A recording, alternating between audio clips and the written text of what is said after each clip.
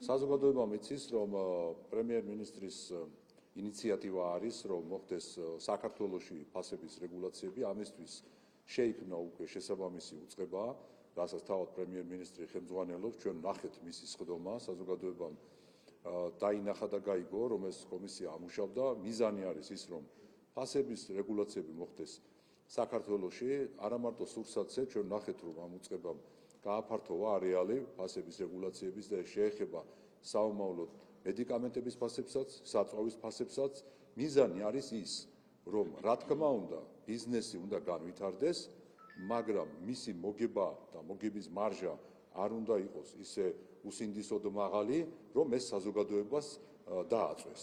ეს არის მოცემულობა და სამწუხაროდ ჩვენ ამას ვხედავთ ფასებთან დაკავშირებით და ისიც კარგად არის ცნობილი, რომ ამ უწყებასთან ერთად, როგორც კი დაიწყება საშემოდგომო საგაზაფხულო სესია საქართველოს პარლამენტში, შეიქმნება შესაბამისი საგამოძიებო კომისია აი ამ მიმართულებით სწორედ. ეს ნიშნავს იმას, რომ საქართველოში არსებული გამოწვევები, მათ შორის ერთ-ერთი არის ფასებთან დაკავშირებული პრობლემები, იქნება დაძლეული და დაძლეული სწორედ აი ამ კომისიების მხრიდან.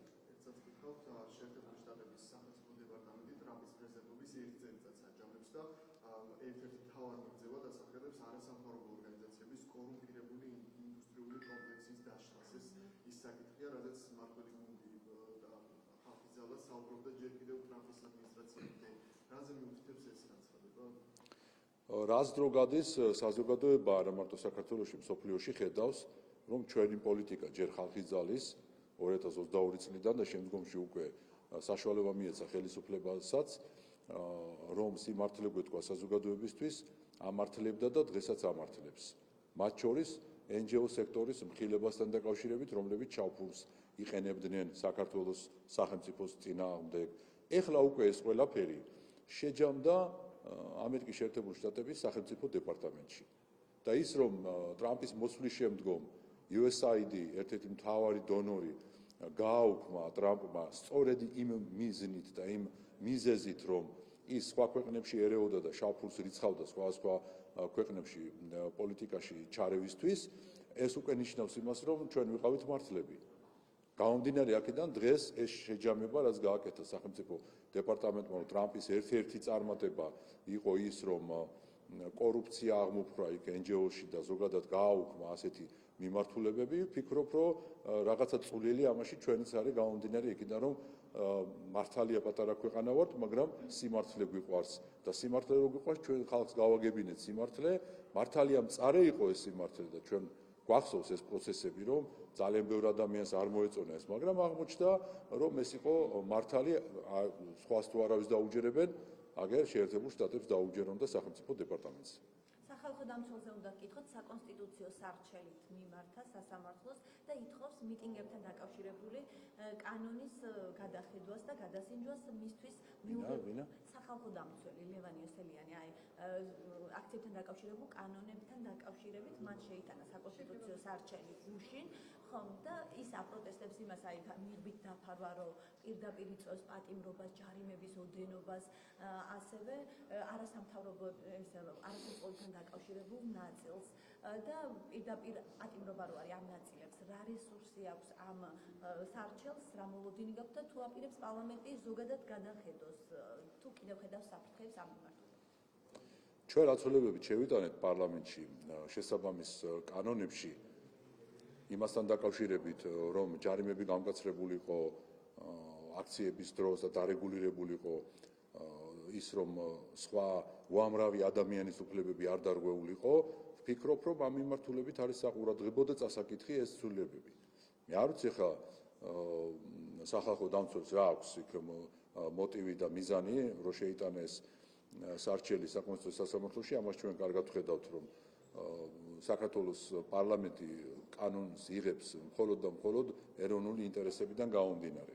და დარწმუნებული ვარ, რომ საკონსტიტუციო სასამართლოც იგივე პოზიციაზე იქნება, იმიტომ რომ კანონები მიიღება სახელმწიფოს და ხალხის ინტერესებიდან გამომდინარე. და არ ამგონია და დარწმუნებული ვარ იმაში, რომ ვერც ერთი სასამართლო ვერ მიიჩნევს ანტიკონსტიტუციურად ისეთ კანონს, რომელიც იცავს მილიონობით ადამიანების უფლებებს და 20 თუ 30 ადამიანის კანონდარღვევას მიიჩნევს კანონდარღვევად. ასეთი რამ გამორიცხულია, იმიტომ რომ გამოდის მაშინ რომ დემოკრატიულ წყობაზე არ არის აგებული მთელი კანონმდებლობა.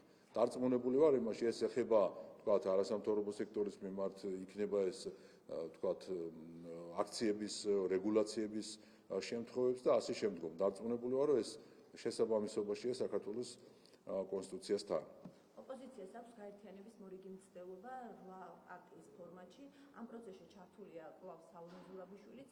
რა რესურსი აქვს ოპოზიციას გაერთიანების და სალომე ზურაბიშვილი გამაერთიანებლის ფაქტორს ან რა როლს ითამაშებს ამ პროცესში?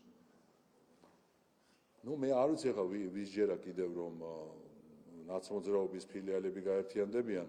ხედავთ ევროკავშირში რა ხდება ნატოში და ამერიკა-ევროპის ურთიერთობებში და სამწუხაროდ ისინი ვერ ლაგდებიან იქ და ახლა ვისა აქ იმედი რომ ახლა ჯაფარიძე გვარამია და ხაზარაძე შერიგდებიან ან რაიმე ერთ პლატფორმაზე დადგებიან, როცა აქამდე ვერაფერი ვერ გააკეთეს. ეს არ გამოვა გაერთიანება მარტივი მიზეზის გამო. იმიტომ რომ მათ არ აქვთ ეროვნული ამოცანა. აი გთავრდება ყველაფერი. როცა შენ არ აქვს ეროვნული ამოცანა, როცა შენ გარდა იმისა რომ გინდა ხელისუფლებაში მოსვლა სხვა მიზანი არ აქვს, ვერაფერში ვერ გაერთიანდები, ეს არის მოცემულობა და ამიტომაც არის რომ მათი ამომრჩევლებიც კი უკვე მხარს აღარ უჭერენ ამ ადამიანებს, იმიტომ რომ მხოლოდ და მხოლოდ რადიკალიზმია, აი გაყოფა, გახლეჩვა, რადიკალიზმი, სიბნელე, ცუდი მომავალი, ყველაფერი ეს არის მათ დღის წესრიგში და აი ამ ყველაფრის მიმართ ბუნებრივია რომ გაერთიანება ვერ შედგება. ზურაბიშვილს რაც შეეხება, მე ყოველთვის ვამბობდი და ეხლაც მივესალმები, რომ ის სათავეში ჩაუდგეს ამ გაერთიანებას, იმიტომ რომ ეს ადამიანი არის წარუმატებლობის ფორმულა და რაც არის ძალიან კარგი. ბატონო გურა, რამდენიმე კითხვას დაგისვამთ. სალომე ზურაბიშვილი აცხადებს, რომ სინამდვილეში არა ის, არამედ ქართული ოცნება ეუბნებოდა ყოველთვის უარს საქართველოს მოქალაქეობის მინიჭებაზე. ზურაბიშვილი ამბობს, რომ მოქალაქეობის მინიჭება ჩემს ხელში არ ყოფილა და ჩემი სახელით ეუბნებოდა ის კომისია, რომელიც დაკომპლექტებული იყო უარს საქართველოს მოქალაქეებს, რომ მათ მიეღოთ მოქალაქეობა. აი რა შეგიძლიათ გითხრათ ამასთან დაკავშირებით? აი რატომ უნდა შეეზღუდოს, რატომ არ უნდა მისცეს საქართველოს მოქალაქეობა ქართველებს, ეთნიკურად ქართველებს, ვინც არის მაგალითად სხვა ქვეყნებში იგივე ფერეიდნელი ქართველები, რომლებსაც ძალიან ბევრი არის, ვისაც უნდა საქართველოს მოქალაქეობა და მათ არ ეჭვი რომ იმიტომ ეუბნება ქართული ოცნება უარს, რომ არჩევნებში არ მიიღონ ამ ადამიანებმა მონაწილეობა და თქვენ წინააღმდეგ არ ისახმა. მე არ ვიცი თქვენ საკითხული გაქვთ თუ არა საქართველოს კონსტიტუცია. საქართველოს კონსტიტუციით ადამიანი როცა იღებს უცხო ქვეყნის მოქალაქეობას, ან ის არის უცხო ქვეყნის მოქალაქე, ის კარგავს საქართველოს მოქალაქეობას. ეს არის საქართველოს კონსტიტუციის ჩანაწერი. თუ იცნობთ ამ ჩანაწერს, მაშინ არსებობს იქვე კიდე დათქმა, რომ ამ შემთხვევაში პრეზიდენტს აქვს მხოლოდ და მხოლოდ უფლება, რომ გამონაკლისის წესით კი ბატონო დაუშვას ეს ორმაგი მოქალაქეობა, ანუ საქართველოს მოქალაქეობა მიანიჭოს იმ პირს, რომელიც იმავდროულად არის უცხო ქვეყნის მოქალაქე, ისიც გამონაკლის შემთხვევებში. თქვენ თუ რომელიმე გამონაკლის შემთხვევას მოიტანთ, იქ პრინციპებიც არის ჩამოწერილი, მე უკვე კანონში, ანუ ეს გამონაკლისი რას უნდა ეხებოდეს, რაღაც დამსახურება უნდა ქონდეს ქვეყნის წინაშე და ასე შემდეგ და ასე შემდეგ. ეს გამონაკლისები უნდა განიხილოს პრეზიდენტმა და მხოლოდ პრეზიდენტს აქვს უფლება, რომ გამონაკლისის წესით მიანიჭოს უცხო ქვეყნის მოქალაქეს საქართველოს მოქალაქეობა. თქვენ თუ რომელიმე კონკრეტულ შემთხვევას გულისხმობთ, ეს უნდა თქვათ, ან ჯერ იმ ადამიანს მიმართოთ, რამდენად აქვს სურვილი, რომ მისი ასე თქვათ კონკრეტული შემთხვევა გასაჯაროვდეს და რაც შეეხება ზოგად მიდგომა გითხარით. ესე არ არის რომ დაწერს ადამიანი განცხადებას და უნდა მიიღოს ავტომატურად. პირდაპირ წერია რომ აკრძალულია უცხო ქვეყნის მოქალაქისთვის საქართველოს მოქალაქეობა გარდა გამონაკლისი შემთხვევისა და ეს გამონაკლისი შემთხვევები განიხილება მხოლოდ და მხოლოდ პრეზიდენტის მხრიდან და იმ დათქმებით, რა დათქმებით წერია კანონში. თუმცა პრეზიდენტი სალომე ზურაბიშვილი ამბობს მეხუთე პრეზიდენტი, რომ მას ჰქონდა არაერთი თხოვნა თქვენთან, რომ კანონი ისე შეცვლილი იყო მაგალითად, რომ აი იგივე ფერეიდნელ ქართველებს ძალიან ბევრს აქვს სურვილი. რატო არის პრობლემა, რომ შაჰ-აბასის დროს გადასახლებული ადამიანები არიან, ამ დრომდე შეინარჩუნეს ენაც ძალიან ბევრი რაღაცა და უნდა თუ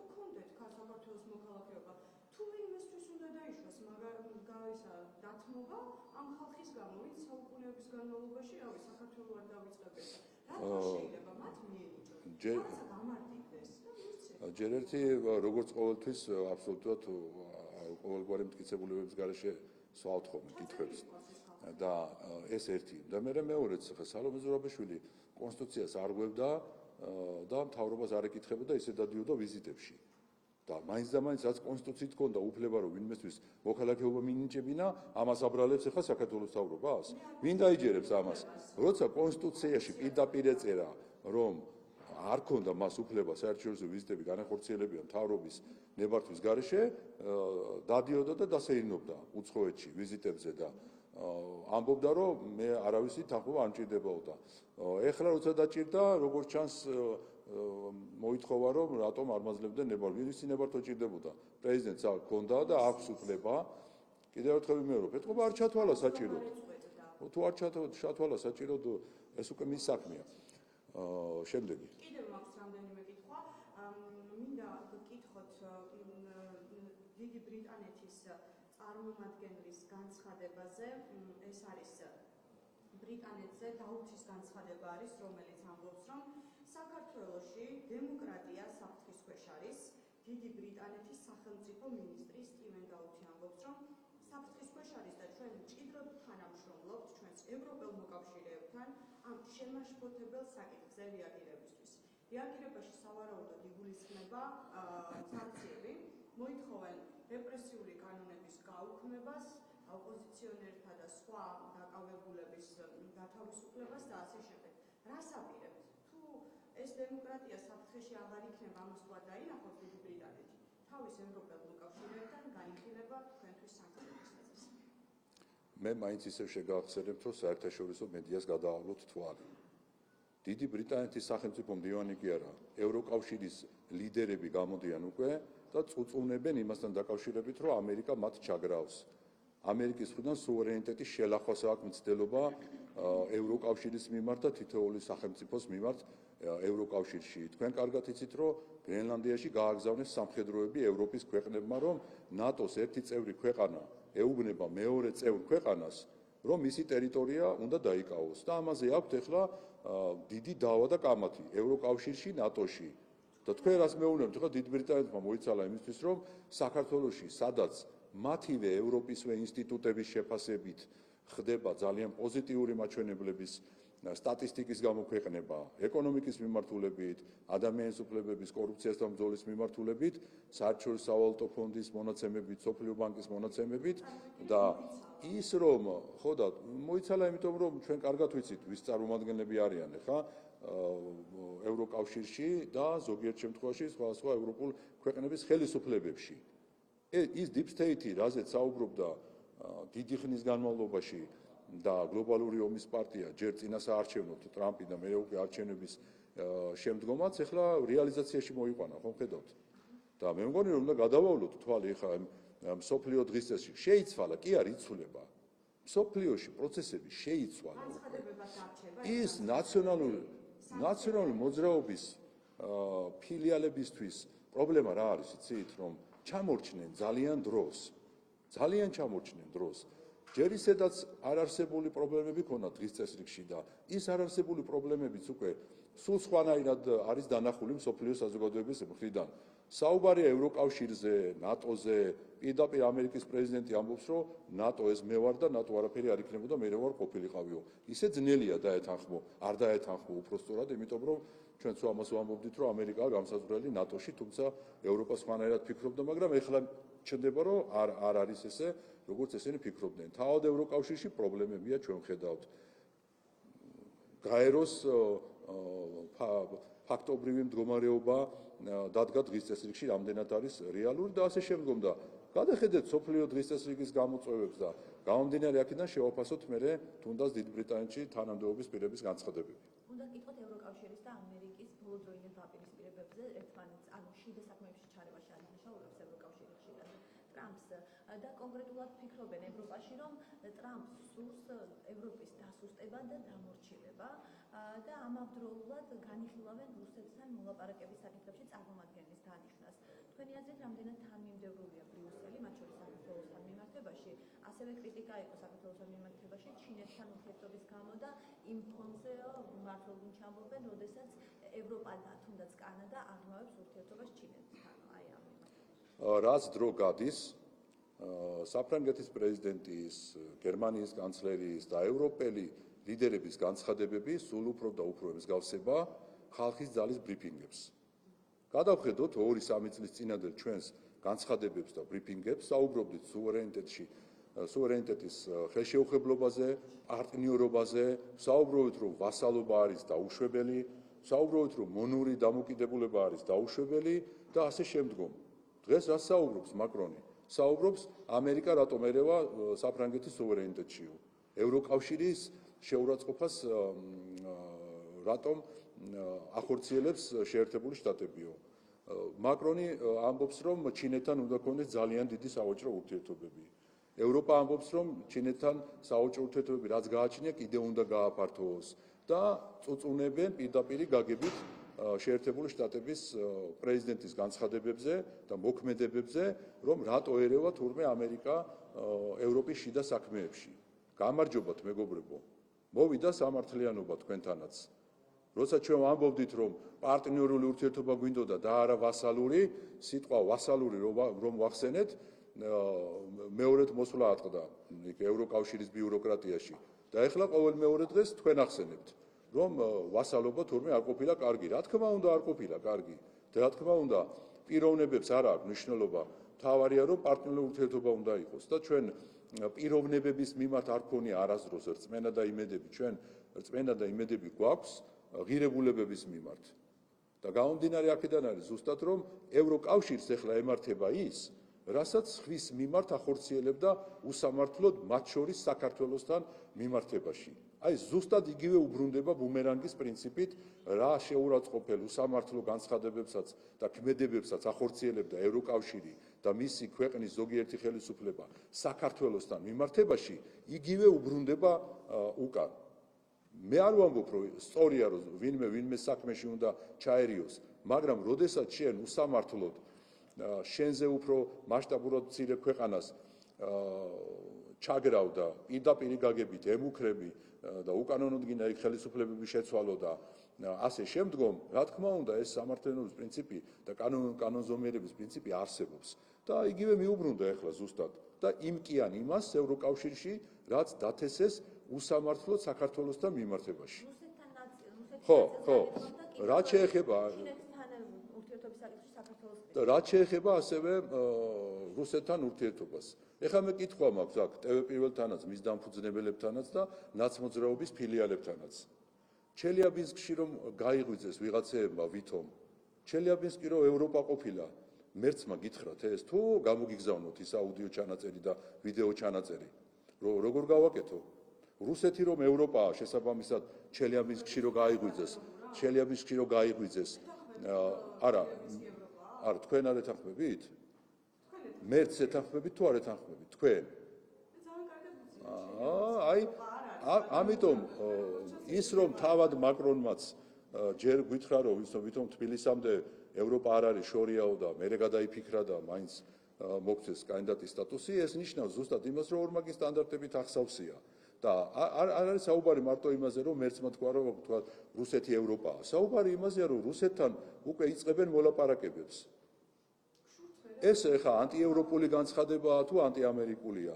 თქო როცა თქვენ საუბრობდით რომ საქართველოში თურმე სუვერენიტეტის დაცვა ყოფილა ანტიევროპული, ანტიამერიკული, ეხა რატო არ საუბრობთ რომ მერცი, მაკრონი, დიდი ბრიტანეთის პრემიერი ანტიამერიკულ განცხადებებს რომ აქვეყნებენ შტატების მიმართ, რატო არ საუბრობთ ამასთან დაკავშირებით? ამ პირიქით ტრამპი რო ამბობს რომ არაფერი არ არის ევროკავშირიო და მაკრონს რო უთხრა მაგას ვინ ეკითხება წარმავალიაო. ამაზე რატო არ ამბობთ რომ ანტიევროპულია ეს განცხადებები?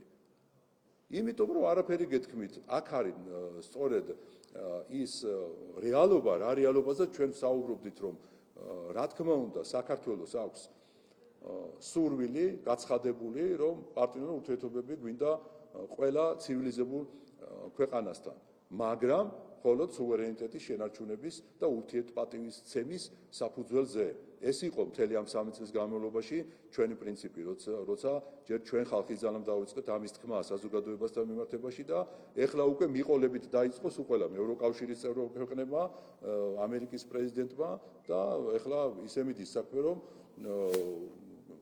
კამათი გადაიზარდა უკვე დაპირისპირებაში, შეიძლება გაშველება იყოს საჭირო უკვე თავად ევროკავშირის და ნატოს წევრ ქვეყნებს შორის.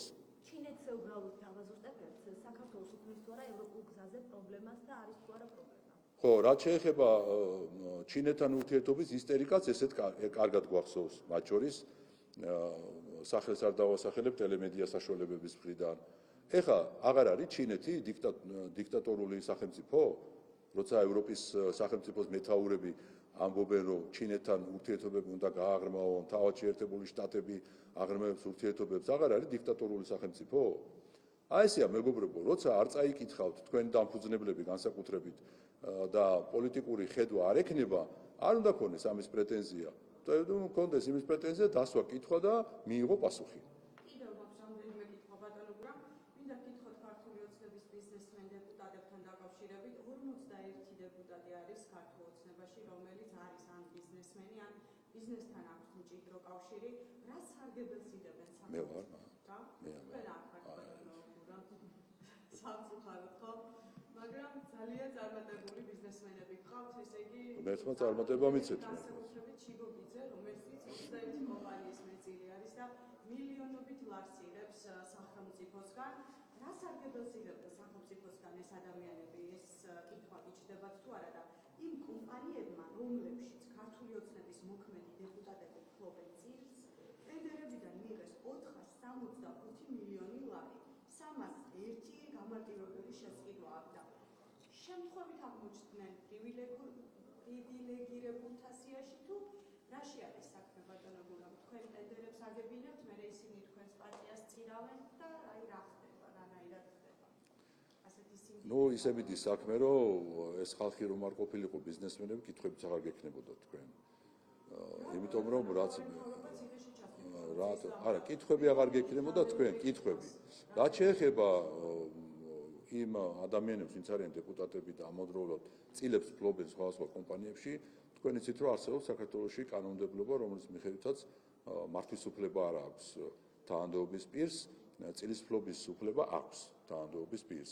თუ სხვა რაიმე პროცედურები არის დაღვეული, ამასთან დაკავშირებით თქვენს გაქვთ შესაძლებლობა და ბევრი ინფორმაცია საჯაროა, შეგიძლიათ კონკრეტიკა მოიტანოთ აქ არა ჩემთან, მე ამას ვერ განვიხილავ შესაბამის უწყებაში და დარწმუნებული ვარ პასუხს გაგცემენ. ან თავად ამ დეპუტატებს კითხოთ თუ რაიმე კითხვა გაქვთ და ისინიც დარწმუნებული ვარ, რომ ამ მომწურავ პასუხს გაგცემენ. თავისთავად ის ფაქტი, რომ დეპუტატი წილს ფლობს რომელიმე კომპანიაში, ეს არ არის კანონდარღვევა.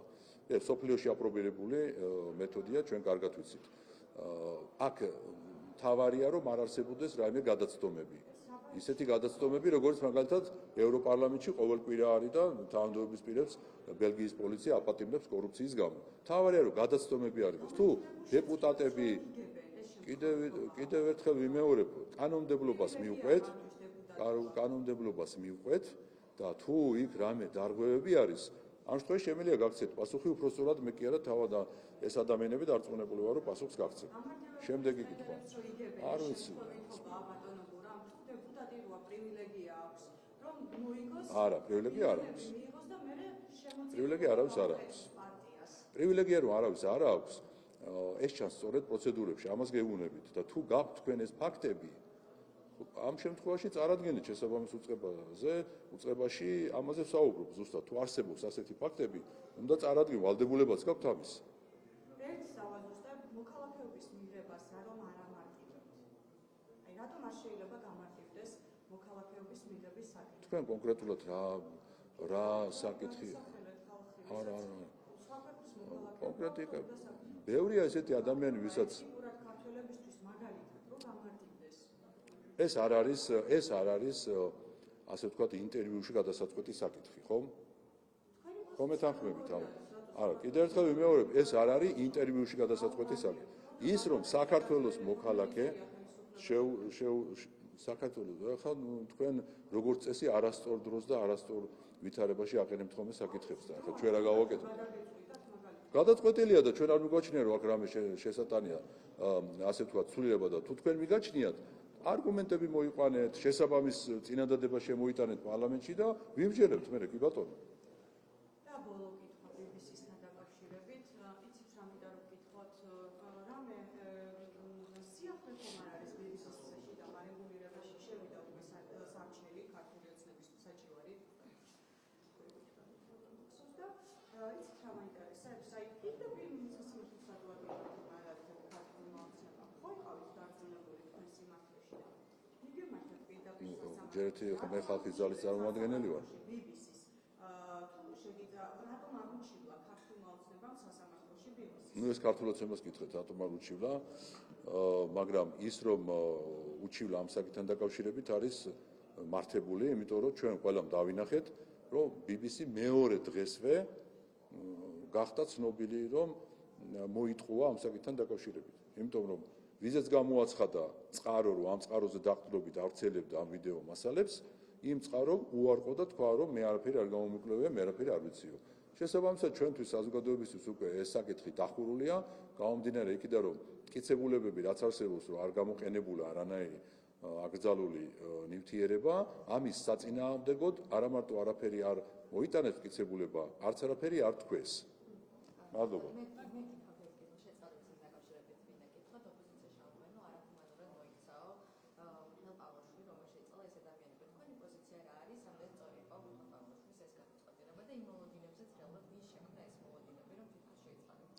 ნუ რით ვერ მივხვდნენ რომ დაუძველდათ ეს მეთოდი ახლა აქეთ სხვაზე გადაბრალების მეთოდი ჯერ ერთი კიდევ ერთხელ ვიმეორებ მე გუშინ წინ იყო თუ არ ვცდები ჟურნალისტმა კითხვაზე პასუხი ვერ გამცა ვინ უნდა შეიწყალოს პატიმარი სახელი გვარი და თანამდებობის პირი თუ შეგიძლიათ რომ მითხრათ თანამდებობა ქართული ოცნების მიერ არჩეული პრეზიდენტი თანამდებობა თანამდებობა არა თანამდებობა და სახელი და გვარი საქართველოს პრეზიდენტი ანუ თქვენ აღიარებთ უკვე რომ ლეგიტიმურია ხო ჩვენს მიერ პარლამენტის მიერ პარლამენტის და საკრებულოების მიერ დიდი მადლობა როგორც იქნა ტვ პირველმა აღიარა კი ბატონო აღიარა ლეგიტიმაცია პარლამენტის საკრებულოების და პრეზიდენტის არა ჩვენს მიერ ასკვირა არა როგორც იქნა თქვენ როგორ არჩევთ არ ქონათ არჩევის უფლება როგორ არა ერთი წუთი თქვენ არც მე არ ამირჩიეთ ხმა არ მომეცით და აბა ვის ელაპარაკებით ახლა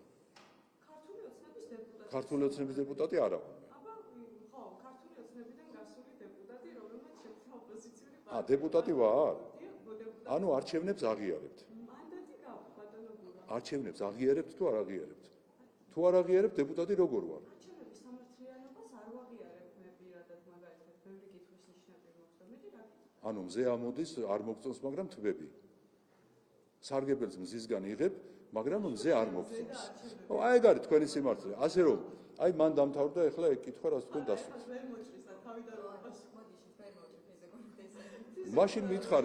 მაშინ მითხარით ანუ მე რო გავიმეორო თქვენი კითხვა რა არის საქართველოს პრეზიდენტმა არა საქართველოს პრეზიდენტმა ეს ერთი ახლა მეორე ასთავარია პატიმრის მხრიდან იყო თუ არა ნება გამოხატული შეწყალებასთან დაკავშირებით არ ყოფილა აი არა ნახე არა ხაზარაძე ჯაფარიძის შემთხვევა იყო ის შემთხვევა როდესაც მათ არ ქონდათ ასე ვთქვათ ანტისახელმწიფოებრივ საქმიანობასთან დაკავშირებული განაჩენით მისჯილი სასჯელი არ ქონდათ ის სასჯელი რომლის მიხედვითაც ასე ვთქვათ დამხობაში და უკანონო შეცვლაში ხელისუფლების რა ძალიან მძიმე მუხლია მიიღეს მონაწილეობა და ასე შემდგომ და იყო ასე წინასაარჩევნო კამპანია და იყო ასევე манипуляციები მასთან დაკავშირებით, რომ აი ჩვენ ციხეში ვარ და აქედან როგორ მოვიგებთ არჩევნებს. ეს სულ სხვა კონტექსტი იყო. და რაც შეეხება ადამიანებს, რომლებიც ანგრევდნენ და ასე ვთქვათ, შტორმს ახორციელებდნენ სახელმწიფო უწყებებზე და შენობებზე და დღეს მათ სინანულის ნაცვლად აქვთ ის განცდა, ნახეთ რას გეკითხებით, ის ხალხი ამბობს, რომ ჩვენ რო გამოვალთ უარეს გავაკეთებთ. ეხლა თქვენ წარმოიდგინეთ, რომ შეწყალების შემთხვევაში გამოვა ეს ხალხი, იგივე დააზიანებს აი ინფრასტრუქტურას, დააზიანებს პოლიციელებს და მე რას უპასუხებს საქართველოს პრეზიდენტი იმ მოქალაქეებს, რომლებიც ეტყვიან, რომ ამ ხალხს სინანული კი არ ქონდა, პირიქით ამბობდა, რომ გამოვალ და კიდე უარეს დანაშაულს ჩავიდენო და ეხლა თქვენ როგორ გონიათ, რამდენად რელევანტურია იქნებოდა პრეზიდენტის გადაწყვეტილება, რომ ადამიანი, რომელიც ამბობს, რომ ჩავიდინე იმაზე უარეს დანაშაულს ჩავიდენო, ასეთი ადამიანი შეიწყალოს. მადლობა.